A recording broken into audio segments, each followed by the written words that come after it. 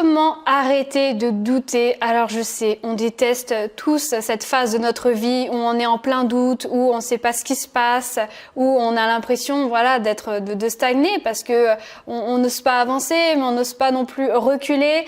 Donc c'est ce qu'on va voir dans cette vidéo. Je vais vraiment vous partager une technique qui est simple en soi, mais qui est pas si simple parce qu'il va falloir poser beaucoup de conscience dessus. Mais en tout cas, je vous assure que cette technique, je l'applique pour moi-même au quotidien quand je sens que je doute et qu'elle marche super bien aussi sur les femmes que j'accompagne. Donc déjà, bonjour et j'espère que vous allez bien. Moi, je suis Eva Doriac, coach en développement professionnel et personnel. Et puis, j'aide les femmes tout simplement à être plus épanouies au quotidien, retrouver leur confiance en elles et trouver plus de sens dans leur chemin de vie. Et si vous n'êtes pas abonné à cette chaîne YouTube, eh bien, je vous invite à vous abonner juste en dessous et puis à mettre un petit pouce bleu, en tout cas, si cette vidéo vous aura touché, vous aura parlé. Alors, quand on est dans une période de doute, eh bien, c'est qu'en général, on est à un moment de sa vie transitoire. C'est comme si, en fait, on avait terminé en fait un chapitre de sa vie et qu'on était en train d'ouvrir un autre chapitre. Et en fait, c'est vrai que c'est une situation qu'il faut l'admettre qui est assez inconfortable parce que en fait, c'est comme si on allait dans l'inconnu et en fait, je pense que beaucoup d'êtres humains, on a cette peur commune qui est la peur de l'inconnu parce que pour le cerveau, la peur de l'inconnu, c'est un petit peu la mort, entre guillemets, je mets vraiment des grandes guillemets, parce que notre cerveau reptilien veut nous protéger, en fait, tout simplement, nous protéger parce que si on ne contrôle pas les choses, ça veut dire qu'il y a peut-être une potentielle menace. Or, heureusement, on n'est plus au temps des hommes préhistoriques, n'est-ce pas? Et du coup, on peut quand même mettre plus de conscience en fait dans notre vie pour justement manifester ce qu'on souhaite dans notre vie. Et donc, au lieu de vous poser 36 000 questions, au lieu vraiment d'être dans le mental, etc., etc., etc., la première chose que je vous invite à faire, c'est de vous poser tranquillement, de faire quelque chose déjà où vous vous connectez à votre joie. Ça, on en parlera aussi dans une prochaine vidéo. De lâcher prise et de faire des choses qui vous détendent, qui vous font du bien pour déjà arrêter d'être dans le mental parce que quand on est trop dans le mental, eh bien, on cristallise un petit peu notre créativité, notre pouvoir de décision. Et donc, ce que j'ai envie dans cette vidéo, c'est de vous partager justement cette astuce. Et quelle est cette astuce? C'est de prendre des choix, de prendre des décisions. Alors, je sais que peut-être qu'il y a beaucoup de personnes, quand vous doutez, qui vous dites « Non, mais à un moment donné, il faut prendre un choix, il faut prendre une décision. » Et peut-être que vous avez horreur de prendre des choix, des décisions, ou en tout cas des choix assez importants sur certains sujets de votre vie et je peux comprendre que ça fait peur. Mais il y a un moment donné, si vous en avez marre en fait d'être dans ce cercle vicieux en fait du doute, il va falloir y aller. Et donc pour y aller, on va y aller en douceur. Et moi ce que je vous propose, c'est de prendre des choix mais en vous posant une question. Vous savez, quand on se pose la question du choix, c'est souvent le choix A ou le choix B. Ok. Sauf que le choix A ou le choix B, ce qu'on fait en général, c'est qu'on se dit que quand il y a plus de points positifs, eh ben, on va vers ce choix.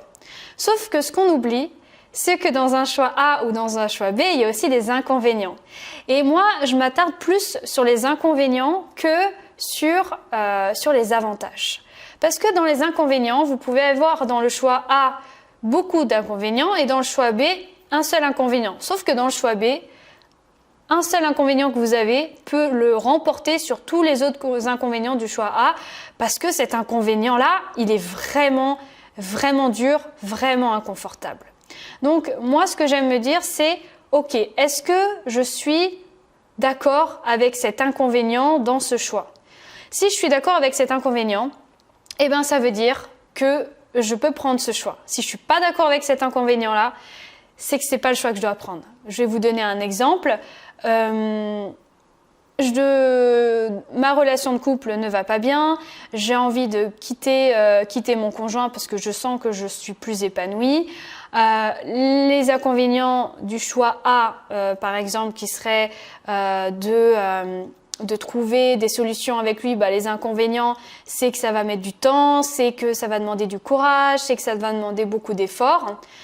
Et les inconvénients du choix B qui est de le quitter, bah peut-être que pour moi ça va être la peur, je sais pas, de rester seul. Et peut-être que cette peur de rester seul l'emporte, cet inconvénient l'emporte sur les inconvénients du choix A, qui serait plutôt d'essayer de trouver des solutions, d'essayer de communiquer ensemble, de voir qu'est-ce qu'on peut rééquilibrer, etc. Du coup, c'est sûr que je vais plus prendre le choix A que le choix B. Ça, je pense que c'est vraiment une astuce qui pourrait vous aider, en tout cas, en termes de prendre des choix en conscience et des décisions en conscience. Et enfin, dans cette astuce, si vous sentez que le choix A et le choix B, il n'y a rien à faire, ça ne vous convient pas, eh bien, vous pouvez toujours rajouter un choix C, voire un choix D, en fait. Parce qu'à chaque fois, on se limite à 2 choix. Mais pourquoi on ne se limiterait pas à 3, 4, 5, 6 choix? Vous voyez? Vraiment, je pense que le fait d'essayer de prendre une décision, de prendre un choix, ça peut être intéressant d'ouvrir, en fait, son prisme et d'ouvrir toutes les possibilités qu'il pourrait y avoir autour, en fait, de ce choix-là. Ok? Donc, je vous invite vraiment à vous poser cette question-là. Et puis, il y a une question que j'aime bien poser à mes clientes quand je les accompagne. Une fois que, voilà, elles ont vu un choix ou que peut-être qu'elles se posent encore des questions par rapport à ce choix-là, c'est quoi d'autre est possible? Qu'est-ce qui peut être ou qu'est-ce qui peut être encore mieux que ça? Parce que le quoi d'autre est possible, là, je trouve que pour le coup, on ouvre carrément le prisme en fait. Parce que parfois, c'est comme si, j'aime bien prendre l'image du cheval de course, hein, c'est comme si le cheval de course, il a des oreilles, des oreilles, n'importe quoi, des œillères, et du coup, eh bien, nous, on est un petit peu la même chose en fait. On va être avec des œillères, on va se casser la tête contre le mur, contre des choix qu'on n'arrive pas à prendre, alors que si on enlève les œillères, peut-être que il y a d'autres choix qu'on n'y avait pas pensé en fait. Donc, souvenez-vous, je pense aussi de la fin de cette vidéo, de cette phrase-là, quoi d'autre est possible? En tout cas, si vous avez encore des problèmes avec les choix, si malgré cette vidéo et ces conseils, vous doutez encore, vous pouvez prendre un appel clarté avec moi sous la vidéo et on pourra faire le point peut-être ensemble pendant 30 minutes. C'est un appel clarté gratuit pour voir, pour identifier justement quels sont vos besoins, pourquoi vous doutez, quels sont les choix que vous voulez prendre, etc. C'est pas un appel coaching, hein, c'est vraiment un appel pour faire le point un petit peu sur votre cheminement personnel et professionnel et puis voir si on peut travailler ensemble ou non. En tout cas, si vous avez aimé cette vidéo, je vous invite à mettre un petit pouce bleu, n'est-ce pas? Et puis à la partager si vous pensez en tout cas que cette astuce de prendre des choix peut aider votre entourage. Je vous dis à très vite dans une prochaine vidéo.